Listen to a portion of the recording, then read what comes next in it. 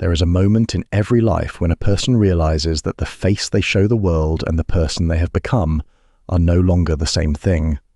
This story asks what happens when someone finds a way to make that separation permanent. There is something quietly unsettling about a person who never seems to age. Not envy, exactly, though that is part of it. Something deeper, a suspicion that the usual rules have been suspended, that the cost of living, which writes itself sooner or later on every human face, is being paid somewhere else by something else, out of sight. Oscar Wilde understood this suspicion.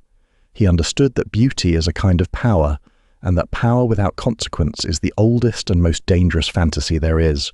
The Picture of Dorian Gray, published in 1890, is Wilde's only novel. It scandalized Victorian England. Critics called it poisonous, immoral, unfit for decent readers.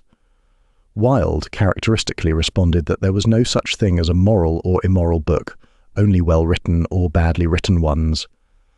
But the novel itself tells a different story. Beneath its elegant surface, it is one of the most morally serious works of its century. It is a book about what happens to a soul when a person decides that appearance is all that matters. The story begins in a London studio, heavy with the scent of flowers. The painter Basil Hallward is finishing a portrait of a young man named Dorian Gray. Basil is captivated, not merely by Dorian's appearance, but by something he believes the appearance reveals. He sees in Dorian a kind of purity, an unspoiled openness that makes him the perfect subject. The portrait, Basil feels, is the finest thing he has ever painted, precisely because it captures something he cannot quite name. Into this quiet scene walks Lord Henry Wotton. Witty, languid, and supremely self-assured, Lord Henry is one of the great tempters in English literature. He does not raise his voice. He does not make demands. He simply talks about youth, about pleasure, about the absurdity of denying oneself anything. His philosophy is seductive because it sounds like freedom. The only way to overcome temptation, he says, is to yield to it. Experience is the one thing that cannot be taught, and youth, beautiful, fleeting, irreplaceable youth, is the only thing worth having. Dorian listens, and something shifts. Standing before his own completed portrait for the first time, he sees himself as others see him, radiant, young, untouched, and in that same moment he understands that it will not last. The painting will remain beautiful. He will not. He makes a wish. He speaks it almost carelessly, the way people speak things they do not expect to come true. He wishes that the portrait would grow old in his place, that the canvas would bear the marks of time, and that he, the living, breathing Dorian, would remain exactly as he is, forever. The wish is granted. Wilde never explains how. There is no spell, no contract, no supernatural machinery. The portrait simply begins to change, while Dorian does not. It is important that Wilde leaves this unexplained. The story is not interested in the mechanics of the impossible. It is interested in the consequences. The first sign comes quickly. Dorian becomes involved with Sybil Vane, a young actress performing in a small London theatre. She is talented and sincere, and she falls in love with him completely. Dorian, intoxicated by her performances, believes he loves her too. But when Sybil, overwhelmed by real feeling, gives a poor performance one evening, Dorian's affection vanishes. He tells her coldly that her art was the only thing that made her interesting. He leaves. She takes her own life that night. Dorian returns home and notices the first change in the portrait. A faint cruelty has appeared around the painted mouth. The face on the canvas has registered what Dorian's own face has not. He is briefly horrified. But then something else takes hold, a fascination. If the painting absorbs the consequences of his actions, then his actions have no visible cost. His beauty remains untouched, and so, rather than change his behavior, he hides the painting. He locks it in a room at the top of the house where no one will see it. Years pass. Dorian moves through London society with effortless charm. He collects beautiful objects, attends the finest gatherings, cultivates exquisite taste. People are drawn to him. His face never changes. He carries the decades as lightly as a pressed flower carries the memory of a garden. But behind the locked door, the portrait tells a different story. Each act of cruelty, each indulgence, Each discarded person leaves its mark on the canvas. The painted face grows harder, older, more grotesque. Lines of vice appear that no surgeon could explain.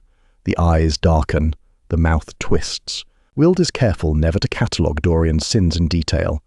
He gestures toward them. Rumours follow Dorian. Friendships end without explanation. Young men whose lives he has touched are left ruined. The novel implies rather than describes, which makes the corruption feel larger than any list of offences could. What matters is not the specifics, but the pattern. A man who faces no consequences begins to believe that consequences do not apply to him.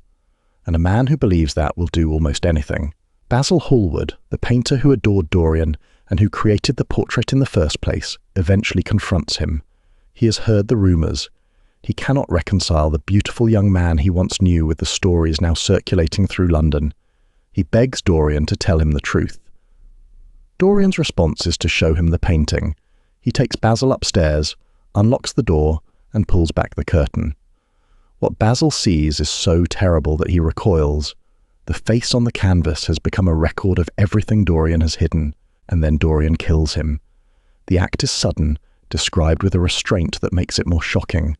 The man who made the portrait, who saw beauty in Dorian before anyone else, who tried to preserve something good, is destroyed by the person he idealized. It is the novel's most devastating scene, not because of its violence, but because of what it means. Basil represents the last person who might have held Dorian accountable through love rather than fear. With him gone, there is no one left who remembers what Dorian was before the corruption began. Lord Henry, meanwhile, continues to orbit Dorian's life with elegant detachment. He remains witty, charming, untouched by the destruction he helped set in motion. He never sees the portrait. He never confronts the cost. In many ways, Lord Henry is the most disturbing figure in the novel, not because he is evil, but because he is indifferent. He planted the ideas that shaped Dorian's life, and then observed the result as one might observe an experiment. Wilde seems to suggest that the person who poisons a mind and then looks away may be as culpable as the person who acts on the poison. In the end, Dorian cannot bear it. Not guilt, exactly. Or not only guilt. He cannot bear the existence of the portrait, the one true record of what he has become.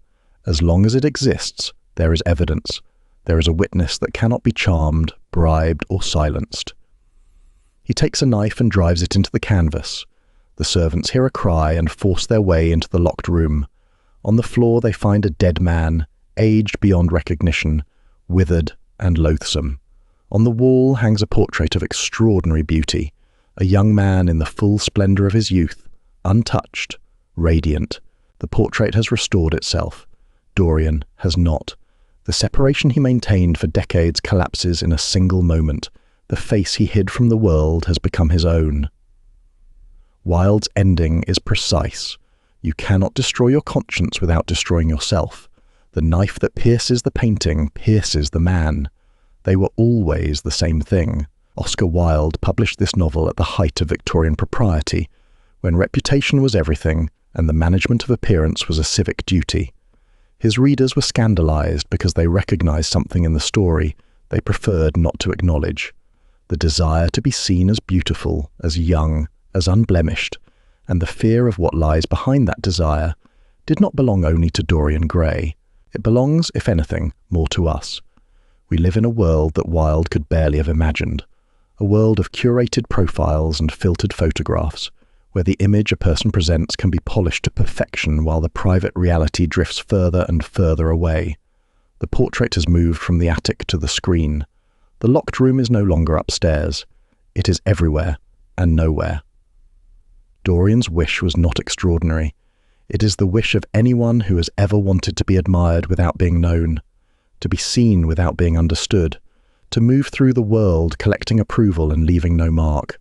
Wilde's answer, delivered quietly but without compromise, is that this wish has a price. The price is the soul, not in a theological sense, but in the simplest human sense. The part of you that knows who you really are, that registers what you have done, that ages as you age and carries what you carry. You can hide it. You can lock it away. You can refuse to look at it for years, but it does not disappear. And when the moment comes, and it always comes, when appearance and reality can no longer be kept apart, the reckoning is absolute.